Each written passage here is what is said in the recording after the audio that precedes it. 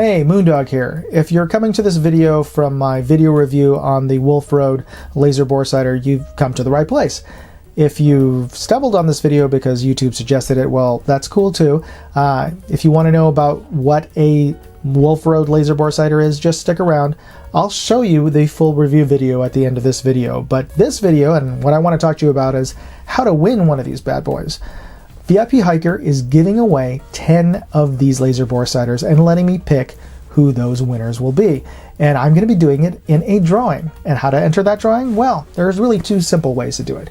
One is to be a subscriber to Moondog R&D. That's my new gadget and gear channel. And you're watching this on Moondog R&D. This is a Moondog R&D video. So all you have to do is hit that like and subscribe button. That's it. Every subscriber to Moondog R&D gets automatically entered in the drawing. And if you're already a subscriber to Moondog R&D, well, good on you. You're ahead of the game. All right, so to method number 2, and also very easy, go to moondogindustries.com. That's moondogindustries.com. There you'll find the Join Me button, and just fill out that form, and you'll be entered for free into our mailing list. And every member of moondogindustries.com is also entered into the drawing. So, two very easy and free ways to enter.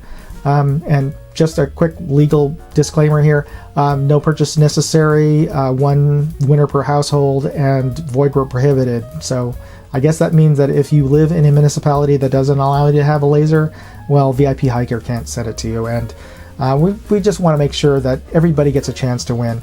Of course, that doesn't preclude you from sharing this video with your friends and neighbors, and if they don't want one of these, I guess they'll have to give it to you. So yeah, go ahead and share this video. Anyway, thanks for watching, and if you want to learn more about the Wolfroad laser bore sighter, stick around.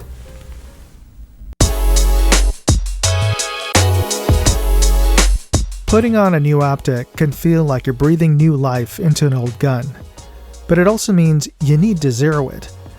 This can be challenging or even frustrating when you can't get your first shots on paper, and when ammo is in short supply, using up ammo to get on paper isn't just wasteful, it can be alarmingly expensive. Thankfully, you can make it easier with a laser bore sighter, and you may already own one. I own a cheap Wolfroad red laser bore sighter that I bought 6 years ago, and I've used it a ton. But until Wolfroad sent me this new 5 milliwatt green laser bore sighter, I didn't know how much better a green laser was compared to a red one. So let's get out to the range and check it out. Okay, so this is my new Wolfroad bore sighter that I'm going to be reviewing. And interestingly enough, this is my old bore sighter, which is, just so happens by sheer chance, because I didn't even remember, is also by Wolfroad.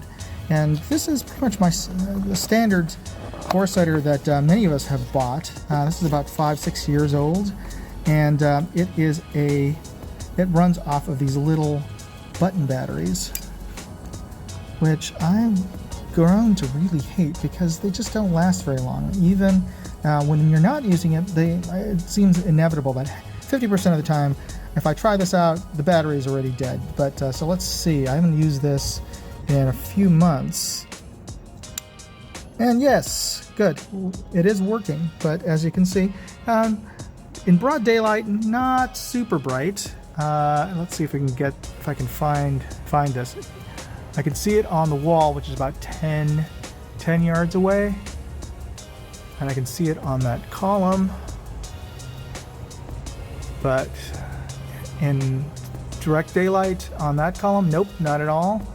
And let's see if I can find it again. In realistic distance, you're going to get maybe about 15 yards, 10 yards in broad daylight with one of these bore sighters. That's why I was excited about getting this new green laser one, because it's much brighter. And inside we have the instruction manual, and that is thankfully in English. It's pretty straightforward. Definitely check that out if you haven't used one of these before. And we have the bore sighter rod itself, which looks pretty much like the red one I had, except a little bit bigger. It comes with a small Phillips screwdriver, and it also has an Allen wrench, and you can use that to, I guess, make small adjustments onto the laser if for some reason it goes off. But usually you don't generally touch that thing. It also comes with a spare, what looks to be maybe a 9mm or 45 caliber plug It comes with a range of plugs going from 22 all the way to 50 cal. And it comes with a spare set of bare plug screws. So I suppose if you wanted to make your own custom plug, well, you could use those screws. And here's the big difference. It is powered by a CR2 lithium battery, which is much larger than those button batteries. So here's how you install the battery. Just note the battery diagram. The positive end goes towards the stem, towards where your barrel is, and the negative goes towards the emitter end. So you put the battery inside the battery chamber, and then just note there's a little spring there. That's for negative. You just place it in negative end first, and you slip it in, and it should lock into the groove, and as soon as it does, it'll make contact and it'll turn on. And then you turn it off by just rotating it so that the little nub pushes away from the indentation and causes a gap, and it turns off. So it's on, turn it, and it's off. So we're going to test this out on a 22 long rifle, a 10-22. And you just take I took the smallest spud, which will fit a 22 or a 5.56, and you just screw it onto the tip. Now, as you tighten it, little flanges at the end of the plug, little petals, will splay out and center the stem inside of your bore. Then you just carefully insert that rubber end into your muzzle. Now, sometimes this can be a little tight, and a natural tendency is to twist the bore sighter to try to get it into your muzzle. Now, just be mindful that as you turn it, you're twisting it counterclockwise, because you don't want to turn it clockwise and accidentally unscrew your little plug while it's inside of the barrel. Just gently insert until you've hit resistance and it gently seats itself on the crown of your muzzle. And then just rotate the battery chamber if it isn't on already, and check to see that the laser is on. So we're set up at 25 yards. I've previously tested and zeroed out this optic, so I know that it's dead on. So what we should be seeing here, if this bore sighter is built correctly and installed correctly, is that the green dot should land pretty much where the crosshairs are.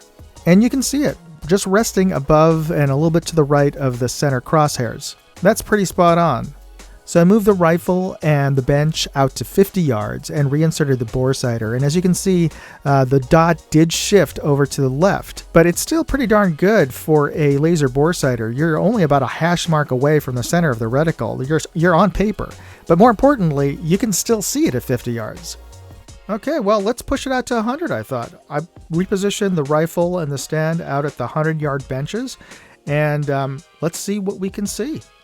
Okay, this is remarkable because I could immediately see the green dot. Actually, it was even easier to see the green dot against the dark gray AR-600 steel backstop than the paper target. Okay, and as you can see, the dot's still aligned to the first hash mark to the left of the center crosshairs. And even with the random variance and the tolerances of, seating this thing through these laser bore sighters, I'm still pretty confident if we shot it, we'd be on paper at this range. And that's the key thing here is, with any of these tools, is getting the first shot on paper, because once you get some holes on there, then you can actually make the fine tuning to zero out your optic for real to the ammo that you're shooting.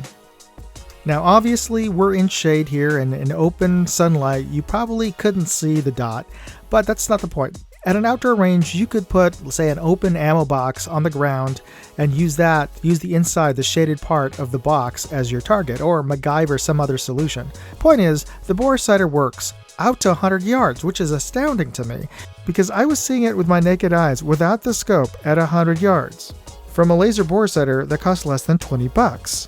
And at this price, even if you already have a red laser bore sighter that works like I did, heck, I'd upgrade. And if you're interested in picking up one of these yourself, I've included links in the video description. It's sold under the Wolfroad brand as well as the VIP Hiker brand. They're the same product. I don't know why there's two different names, but whatever.